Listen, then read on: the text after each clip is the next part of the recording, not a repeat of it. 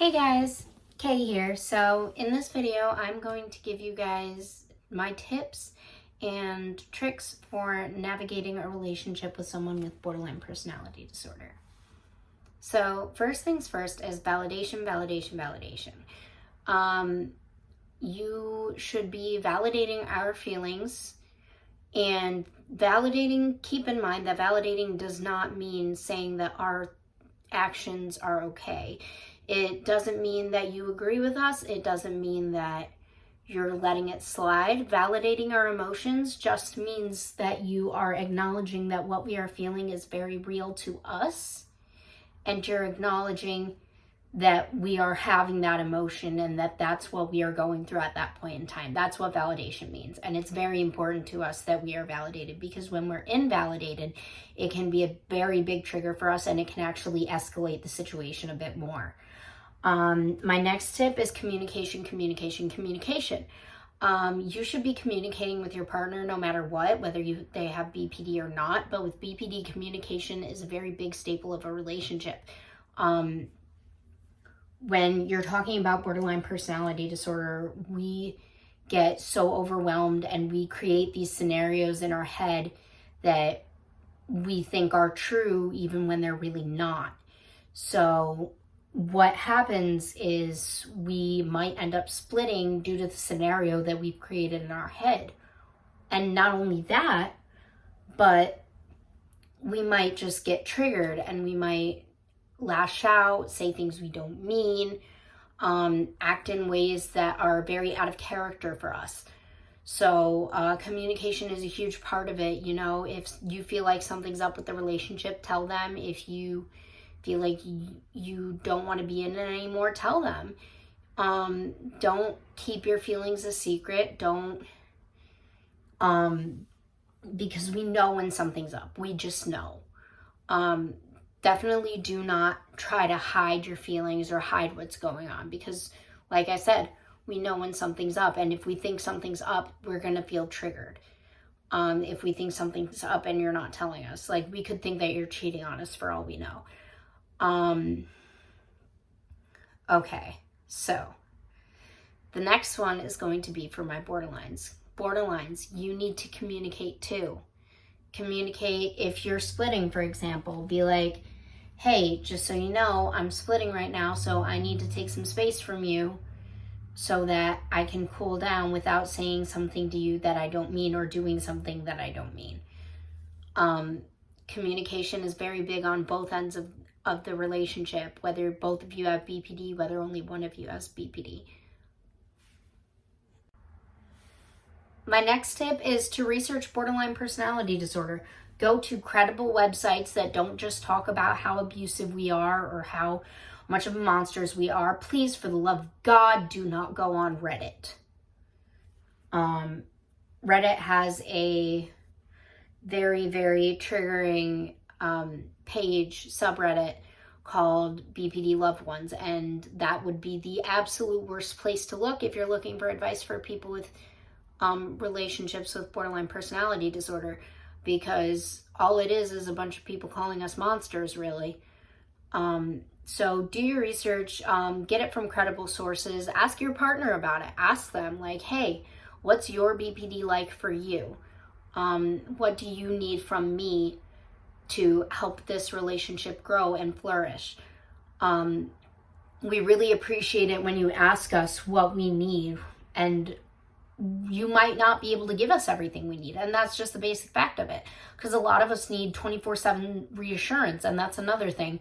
You should be giving us reassurance. It does not have to be 24/7, because we recognize that you have a life outside of us. At least most of us do. You have a life outside of us. You have your own things to do. You have your own families. You have your own job. You have, what have you. But reassurance can really go a long way with us, because we are constantly thinking that you're going to abandon us or leave us. And that brings me to my next point of, what do we do if someone with borderline personality disorder is pushing us away? You give them space, but you give them reassurance first. Say, hey, I'm going to give you the space that you need right now because I know you need it. However, Just know that I am here for you when you come back, and I love you. Because a lot of us will try to push away and abandon you before you can abandon us, because we feel like you're going to, even if you've given no hints, or, even if you haven't really talked about doing that, even if you haven't given any signs that you're going to and you're not going to.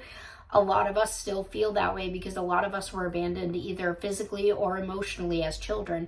So that fear of abandonment turned into something that's very huge for people with borderline personality disorder.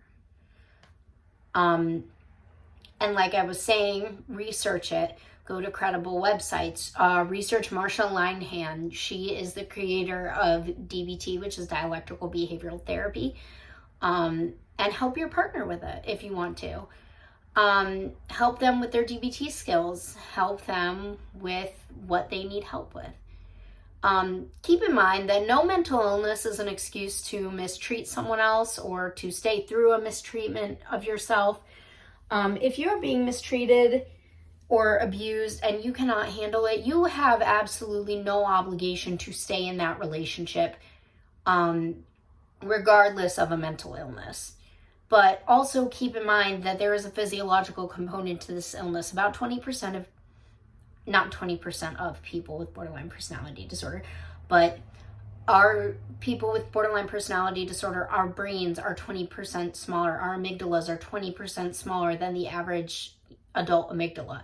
Our hippocampuses are also atrophied, which is to say basically that our brains growth were stunted by the trauma that we went through or by the genetics that we have. So that can be very difficult to deal with because we have a physiological component to this illness, and there is a physical reason as to why we react and behave the way we do. Now, this physical part of the illness is, like I said, not an excuse to abuse or mistreat someone, and it definitely does not make it right for you to stay through abuse and mistreatment. All I'm saying about that is that it's okay to remember and remind yourself that, hey, if this person is having a rough time, they can't help it right now. And another thing to keep in mind is that a lot of the time, the person with BPD is not acting out of malice. If they do something that's out of character for them, it's out of character for them, which means that's not their intended way of doing something. A lot of the time we mean well. A lot of the time we don't intend to harm you or anyone else, but sometimes that can be misconstrued and it can come across as harming you or someone else emotionally, and sometimes even physically.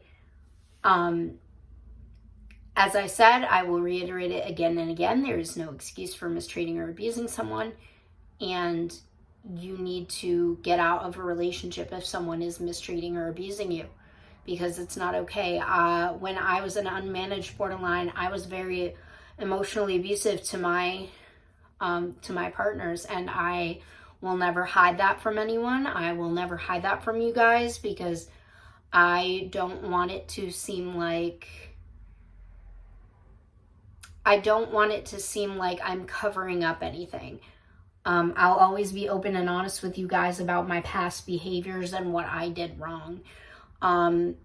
If someone with borderline personality disorder that you are with is saying that they are going to kill themselves if you leave them, which is a very common thing for people with untreated borderline personality disorder to do, if they are saying that, get them help. Call a crisis line. Call for a well-being check or a wellness check on them. Call authorities, call someone they know, call someone that can get to them. Don't involve yourself in it. They are trying to involve you so that you do not leave them.